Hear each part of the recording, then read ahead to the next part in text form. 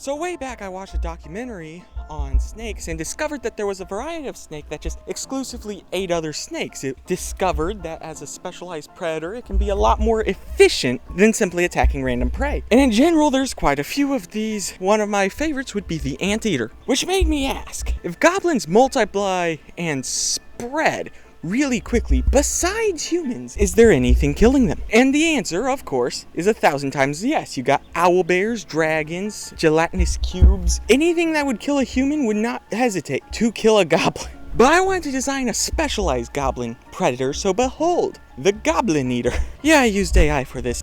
So what exactly is going on here? I was thinking we should have a 4-armed weapon specialist monster that specializes in killing and consuming goblins. They would gather in packs of 3, find goblin layers, and use comprehensive planning to kill and consume the residents. One layer of 20-ish goblins can last them, let's say, a month, and it can be supplemented by any residual foods the goblins left behind. That'll be your moldy bread or whatever goblins prepare. But now comes the fun part. These guys need lore. Long ago, in a lumber town, there were 30 or so men who would go into the forest every day and chop wood. Selling this on the market would allow them to make their town very wealthy. One day, a goblin scout was found in the forest, and using an axe, they scalped it, killed it quite easily.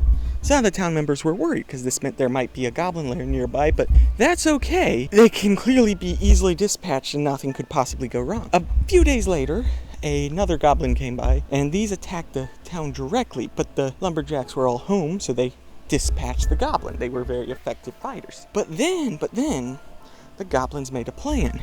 And the next time that the goblins went across, they discovered that every time the lumberjacks leave, there's no one there to protect them. So making a wide circle around the lumber party, they attacked the town with no one there. It was a very successful plan, slaughtering all of the residents. In grief, the loggers made an oath that every goblin will be destroyed, and then they heard a voice.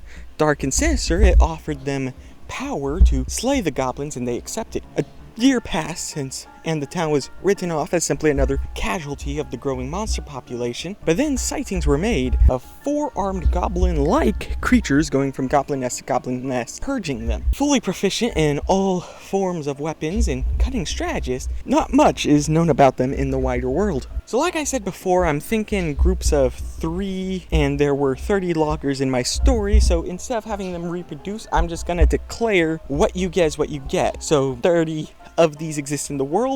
When they die, they're gone, and maybe we give them immunity to aging or something. About 20 of those are going to be plain, but then 10 of them will have been non-human before the shift and are going to be distinct because of it. Say you have a tiefling variant of this thing, give them hellish rebuke or whatnot. Goblins also aren't required for this concept. You could use just about any monster that could theoretically exist in large numbers, and because this is a little bit strange, I'm gonna break down some concepts that this could be used to implement into a game. To start out, I might consider them for an opening hook. So you're opening a new campaign. The players are currently prisoners of a goblin camp, and a set of them arrive, slaughter the goblins, and then recruit the players, and you can use this, have them teach various common tactics within the setting, because sometimes players have a thing of they don't know what a proper tactic might be. In your setting, is a 10-foot pole survival? Is it a waste of space? You know, you can make this clear if you have a group of players you don't play with a ton. I'll actually tell you that this idea was originally a little more specific than D&D. I was playing a video game. It was called Star Wars Commando Squadron or something. I'll put a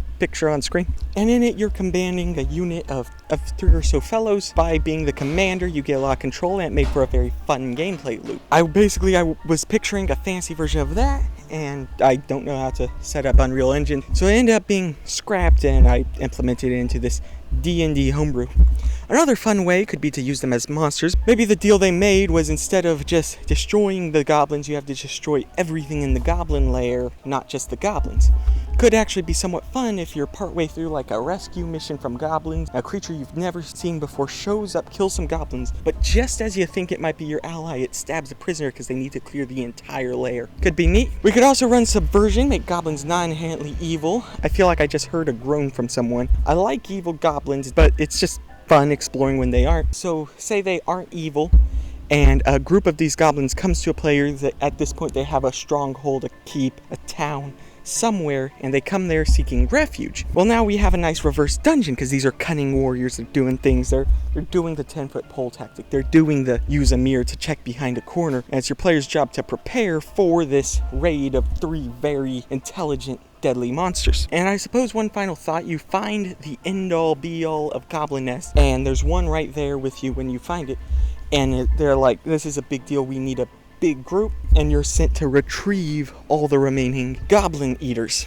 And if you break them across a map, this could easily be like a 5 to 10 session little mini arc where you're sending them. You can develop them individually with special traits. Maybe one of them's even like trying to retire and is like throwing him off.